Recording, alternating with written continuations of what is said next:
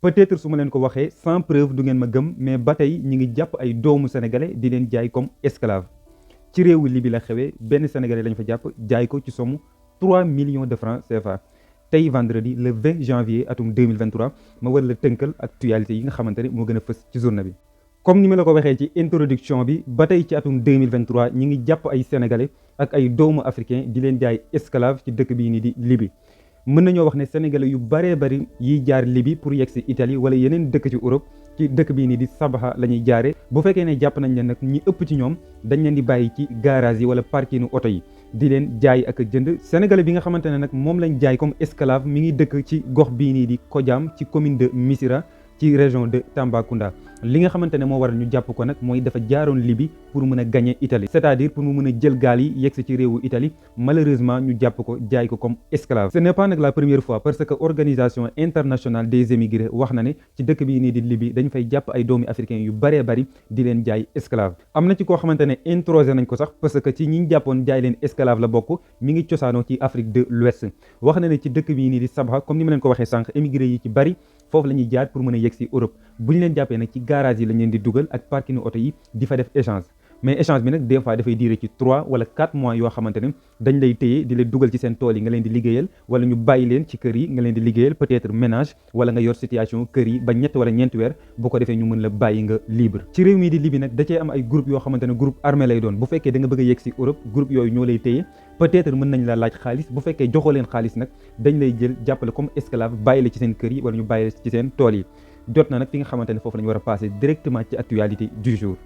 actualité du jour dañ koy commencer ak manifestation yi nga xamante ne am na ci capitalu Burkina Faso bii nii di Ouagadougou li waral peuple bi génn di manifester wu nag mooy dañoo ne ambassadeur France bii nii di Luc Allan na génn réew ma yemuñ ci loolu aussi dañoo bëgg ambassade bi ci jëmmi boppam ñu tëj ko en même temps aussi armée française bi nga xamante ne moo nekk ci dëkk bii nii di Kambouassi féete ci nooru capitale bi dañuy sàkku mu génn réew ma.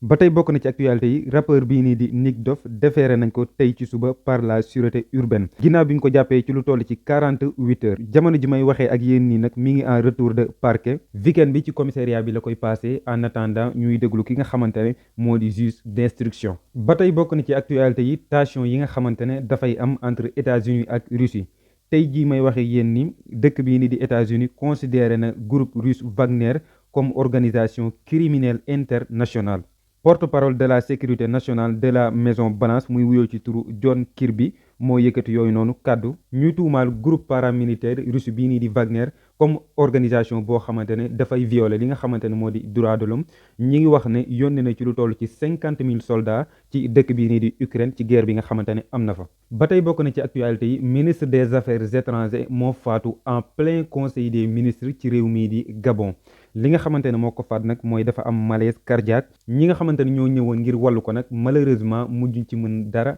mu mujj ñàkk bakkanam nii ci diggu conseil des ministres. ba tey bokk na ci actualité du jour gannaaw ba leaderu parti Pastef bii nii di Ousmane Sonko amalee conférence de presse démb le 19 janvier atum 2023 député bii nii di Guy Marius Sagna wax na ne jooy fajul dara kuy bëre daan pour un autre Sénégal soyons prêts à mourir. maanaam comme ni ma leen ko waxee ci wolof jooy moom fajul dara ngir ñu yóbbu Sénégal ci beneen xar kanam ngir ñu soppi ni nga xamante ne noonu la Sénégal mel nañu pare ñun ñëpp ngir faatu. mi ngi ko dugal ci page Twitteram gannaaw ba nga xamante ne président du parti Pastef bii nii di Ousmane Sonko amal na conférence de presse démb le 19 janvier. ba tey bokk na ci actualité du jour ancien joueur u FC Barcelone bii nii di Dani Alves en même temps aussi muy brésilien